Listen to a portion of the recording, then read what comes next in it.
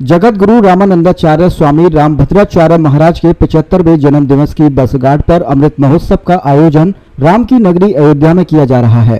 कल यानी 14 जनवरी से 22 जनवरी तक ये अमृत महोत्सव मनाया जाएगा, जिसकी जानकारी पत्रकार वार्ता के दौरान जगत गुरु रामानंदाचार्य स्वामी रामभद्राचार्य महाराज के उत्तराधिकारी राम आचार्य चंद्रदास ने संपूर्ण कार्यक्रम के बारे में जानकारी दी। वहीं उत्तराधिकारी आचार्य रामचंद्र दास ने बताया कि इस अमृत महोत्सव का आयोजन अयोध्या स्थित भक्तमाल की बगिया में निर्मित विशाल यज्ञशाला में 108 कुंडलीय यज्ञ का आयोजन किया जाएगा। साथ ही साथ 1200 ब्राह्मण के सहयोग से हवन किया जाएगा। राम मंदिर के उद्घाटन के अवसर पर यज्ञ की पूर्ण आहुति होगी। उन्होंने यह भी बताया कि रामनंदाचार्य स्वामी रामभद्राचार्य जी महाराज की कथा का आनंद भी भक्तगण ले सकेंगे। का विषय है। लगभग 550 वर्षों की लंबी प्रतीक्षा के बाद भगवान श्री राम लला अपने दिव्य भव्य मंदिर में प्रवेश करने जा रहे हैं। ये कोई सामान्य कालखंड नहीं होता है। ना जाने कितनी पीढ़ियां इस आशा, इस विश्वास को, इस प्रतीक्षा को लेकर चली गई कि कब हम अपने आराध्य को दिव्य भव्य मंदिर में देखेंगे। वह सौभाग्य वर्तमान की पीढ़ी को मिल रहा है। माननीय सर्वोच्च न्यायालय के द्वारा दिए गए आधार पर भगवान श्री राम लला का दिव्य भव्य मंदिर बनकर तैयार हो चुका है और आज से कुछ ही दिनों बाद 22 जनवरी को भगवान श्री राम लला अपने दिव्य भव्य मंदिर में प्रवेश करने जा रहे हैं। ये प्रत्येक हिंदू समाज के लिए और भारत के लिए ये गौरव का विषय है, प्रसन्नता का विषय है, हर्ष का विषय है। एक संयोग की प्रेरणा कहें या राम लला की योजना कहें, आप सब जानते हैं राम मंदिर के इस आंदोलन में लाखों हिंदुओं ने अपनी प्राणाहुति दी। लेकिन उसी में एक विषय, जब यह मुकदमा रामलला का माननीय उच्च न्यायालय के समक्ष आया और उच्च न्यायालय ने पूज्य संतों को आमंत्रित किया कि तार्किक आधार पर, हिंदू धर्म के ग्रंथों के आधार पर हम कैसे सिद्ध करेंगे कि यह विवादित भूमि रामलला की जन्मभूमि है। और उस समय इस हिंदू समाज के गौरव सार्वभौम जगत गुरु पद्म विभूषण जगत गुरु रामानंदाचार्य पूज्यपाद स्वामी श्री रामभद्राचार्य जी महाराज, जो कि मेरे गुरुदेव हैं, उन्होंने माननीय उच्च न्यायालय के समक्ष अनेक अकाट्य साक्ष्य दिए थे, जिसको माननीय उच्च न्यायालय ने भी स्वीकारा और अंत में सर्वोच्च न्यायालय ने भी अपने निर्णय में उसको कोट किया है। ये हम सब जानते हैं, सर्व जग विदित है। ये तो ये रामलला की योजना ही कह सकते हैं कि पिछले वर्ष पूज्य गुरुदेव का जब 74वां जन्मोत्सव सालासर में था तो वहीं पर योजना बनी और अनायास हम सबके मन में प्रेरणा आई कि अगला जो उत्सव है, अमृत महोत्सव है, वो श्री अयोध्या धाम में हो। यह तिथि लगभग 1 वर्ष पूर्व तय हो चुकी थी, 14 से 22 जनवरी की, और फिर संयोग का क्रम रहा, रामलला की कृपा रही। राम जी का स्वभाव है, राम सदा सेवक रुचि राखी। राम जी अपने भक्तों की रुचि की रक्षा करते हैं। रामलला ने अपने साथ ही कि जब मैं दिव्य भव्य मंदिर में प्रवेश कर रहा हूं तो मेरे इस युग के जो सबसे बड़े भक्त हैं, ऐसे पूज्यपाद गुरुदेव का अमृत महोत्सव भी उन्होंने अयोध्या में मनाने की योजना बनाई।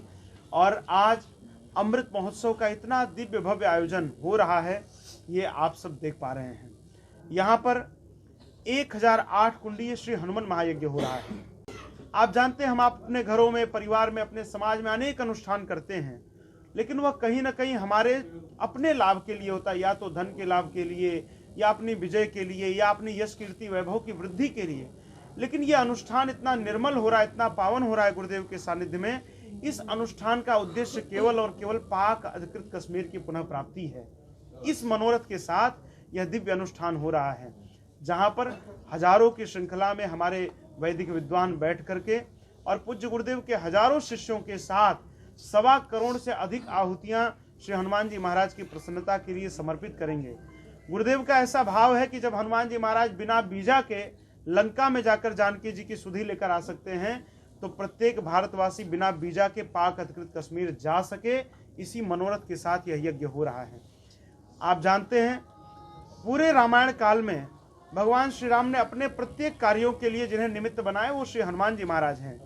ये अयोध्या की धरा है।